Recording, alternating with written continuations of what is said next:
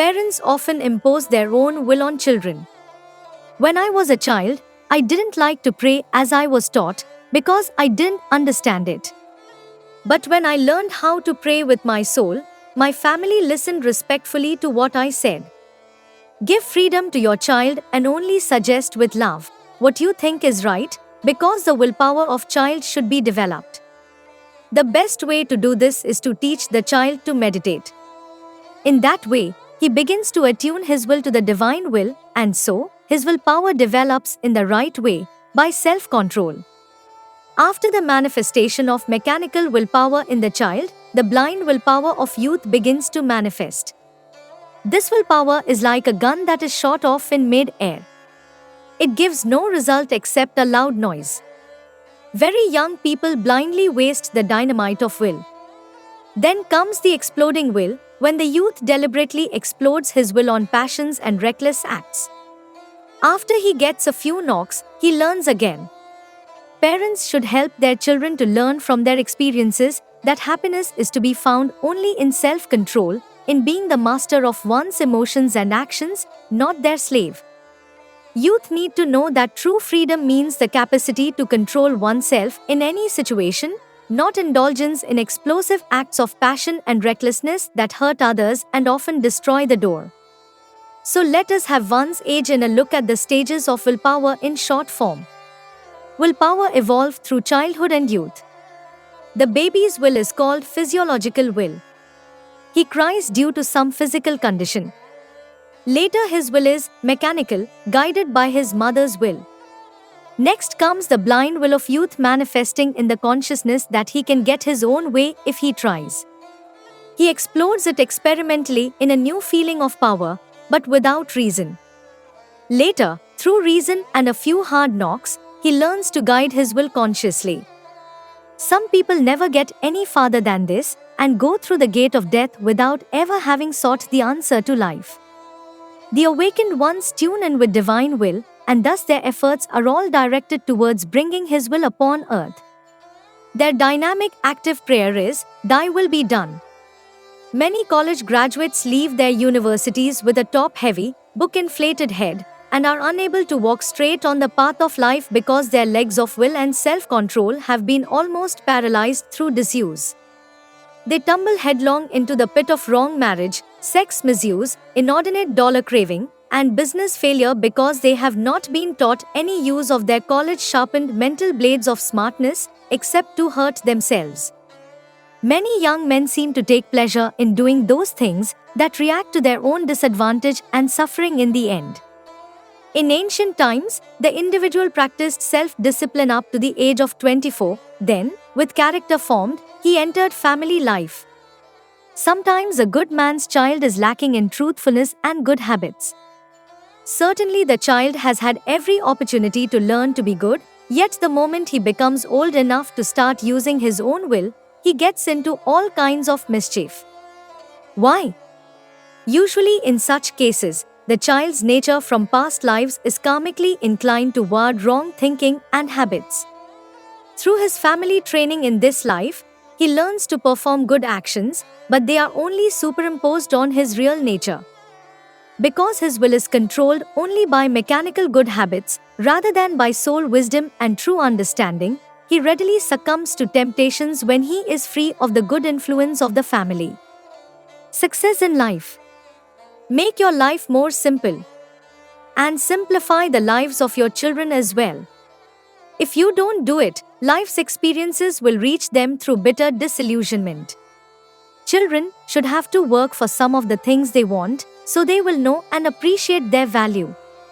If they do not learn this at home, life will teach it to them sooner or later, perhaps under unfortunate circumstances. Children should be taught to feel a responsibility to earn and merit what they receive. Perhaps someone has started you on the path of a traveling salesman. You try your utmost, you work hard, you think and plan, but you do not succeed. Analyze yourself. You may find that from childhood you have had an inclination to have a little garden of your own, in which to grow vegetables, and to have a quiet home, where you could rest, enjoy, and drink peace, and where occasionally you could paint a picture or two of the landscape. Perhaps this desire to be a farmer artist came percolating through your superconsciousness from a former existence, or it may have been strongly suggested to you by some person in this life or by the impression of early years spent on a farm. Your mind's whole enthusiasm and ambition may have been already prejudiced by the latent impulse toward a life close to nature. Of course, gardening is only a single example.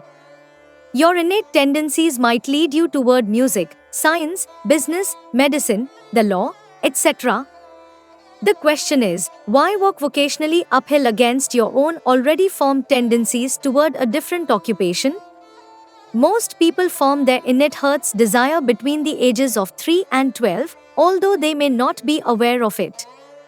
Watch yourself carefully, and you will find running under the waves of your many incidental desires an undercurrent of some definite desire. That ignored permanent desire, which has been always with you, coaxing you to listen to it, is the real archangel of success that you should follow. The development of intuition in children.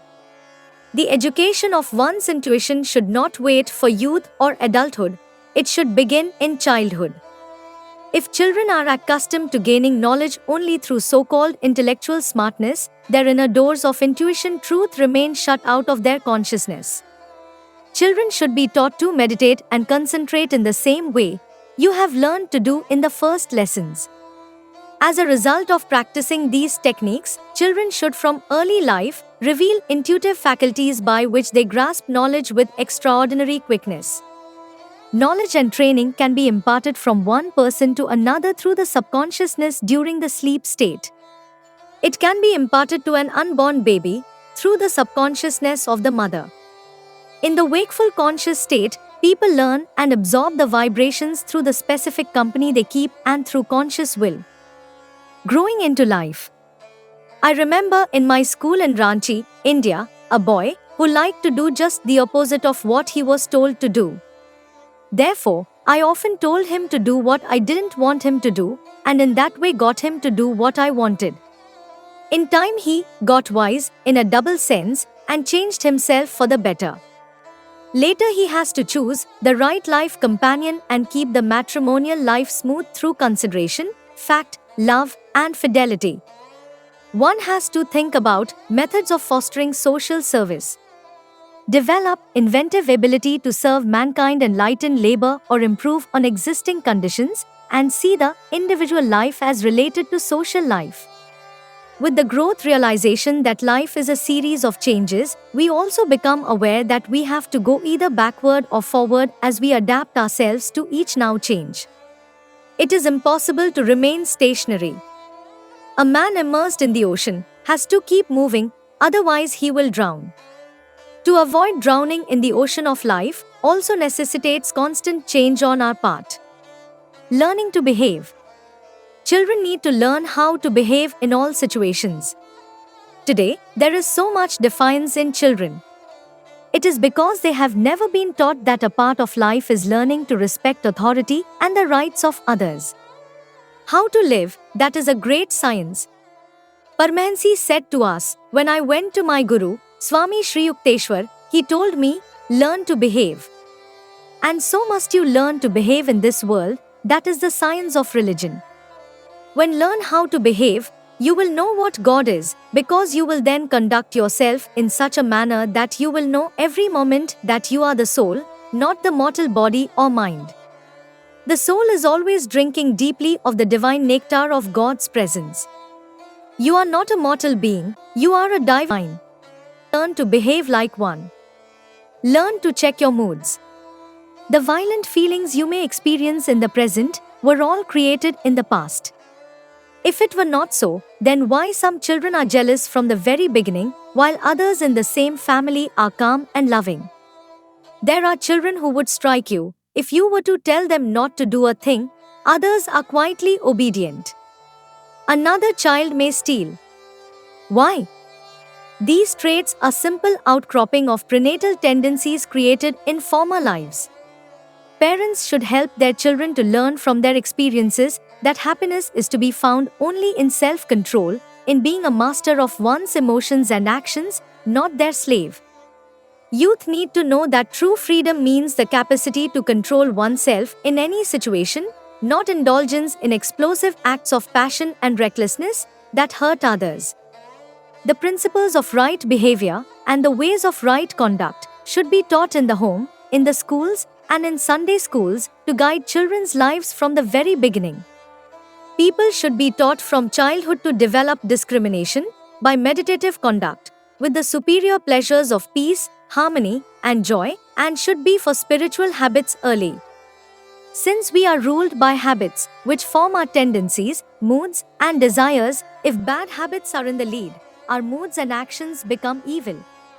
So, the precedence of good habits is desirable as they can guide our actions and moods to a happy goal. We have to learn to keep the mind strong and immune from diseases, convert the greed to possess into the desire to share, build bridges over the river of difficulties between failure and success, keep the mental life free from the bacteria of fear, despondency, melancholia, greed, lack of initiative, anger, worry, idleness, and boredom, inject the tonic of cheerfulness into the body, know of the superiority of the mind over the body, obtained through practical experience. Develop willpower for carrying our plans made by noble ideas and for resisting the lure of temptations. Train the will so that it makes it its own business to be better without being guided by commands, and understand the fundamental importance of will throughout life. Do not ignore the obstacles in the way of your happiness. Meet them calmly and understandingly, and strive to remove them intelligently. Meditate deeply. Husbands and wives should not ridicule each other's or their children's creative tendencies. It is a sin against the evolutionary process of God to try to suppress another's creative spirit. It is very important that parents understand the child's point of view, that they always try to see things as the child sees them. Then the parents can better help the child to see correctly and in the right perspective. Paramahansa Ji help children of all ages to develop their wills in the right way. His suggestions were given with love and with full understanding of each devotee's particular needs and nature. He seldom admonished a person twice. He would point out once some weakness in a disciple and then maintain silence about it. In some homes, the mother does all the cooking, all the dishes, all the homework, and the children are given no duties or responsibilities. This is not right. Children should be expected to perform little chores within their capabilities and age limit. Each should be taught a sense of responsibility and self-respect as the rightful and contributing member of the family. Children should consider their parents as the gates through which God's love first flows into them. Those who disobey and dishonor their parents are rebels against the progress of divine love. Even if thoughtlessly scolded by his parents before others, a child should never be disrespectful and resentful. Parents and children, who thus torment each other, persecute the meek though Almighty God within themselves. Later, when the child grows into adulthood, it should realize that as father, he has, again, a responsibility to behave properly, for the transparent light of spirit cannot flow through him if his mind is darkened with delusion and erroneous thoughts. He must keep himself pure. The results of the final examination at the end of this earthly sojourn will be determined by the sum total of achievements and mental and spiritual diplomas won at the various examinations throughout life. Those totally successful in this last great examination will receive a diploma of divine self-sufficiency, a free and joyous conscience, and blessings engraved eternally on the parchment of the soul. This rare reward is incorruptible by moth, beyond the reach of thieves and the eraser of time, and is awarded for honorable entry into the fellowship of truth. The relation to God. It is only through love that man may find his way back to God. God is the pure essence of love in father, mother, and child. Love is always pure, divine, but it becomes colored by the personality of the outer human self, as clear water appears colored if placed in a colored glass vessel. The vessel itself must be crystal clear in order to reflect the purity of its contents.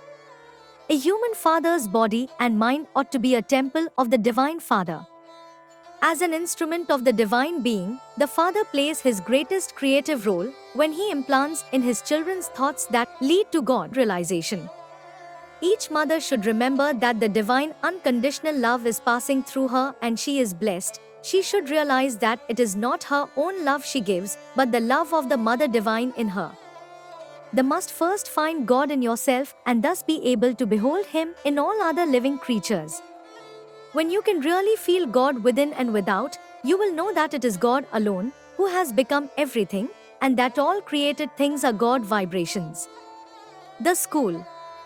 To develop the personality, as laid down in the last discussions, we need schools where the art of living and a balanced development of all human faculties will be taught.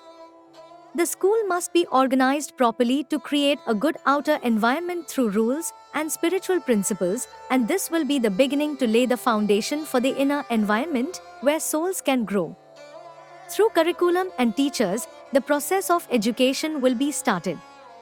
Then it is up to each student to make the most out of it. The environment. Sri Yukteswar, like many another sage, grieved at the materialistic trend of modern education. Few schools expound the spiritual laws for happiness, or teach that wisdom consists in guiding one's life in the fear of God, that is, in awe of one's Maker. The Guru's Hermitage. In ancient times, every child, at the age of 7, would enter the Brahmacharya ashram or the hermitage of discipline, guided by a wise Guru preceptor. The child would thus be freed from the more material environment of parents and family. The children would be given spiritual initiation, Diksha, and receive, from the Guru, a sacred symbol as an insignia of leading a pure life.